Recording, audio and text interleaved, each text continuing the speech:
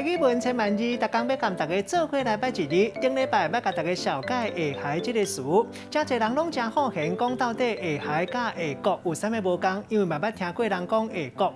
今日要甲大家小解这一字，就是国，嘛有人读做国，或者是国。一般这个国拢袂单独出现，拢会含另外一字合做一个词，像咱讲下国就是下海。带大家做伙来小解两个词。头一个下国，拄则讲到，这就是下海意思。因过两个词有啥物无共？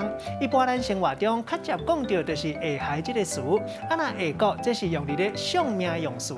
第二个词就是一句相命的撇话，男讲男天平，女下国，意思就是看面相的时，看查甫是看头壳遐，啊那查某是看下海，就知影讲敢有好命。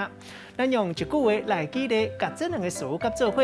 譬如讲，古早讲男天平，女下国，意思就是讲古早人看面相的时，查甫看头壳遐敢有天平把甜，啊那查某囡仔看下海敢有把碗，这拢是好命相。今仔日小解这一字国，嘛人读做国或者是国，提供予大家参考。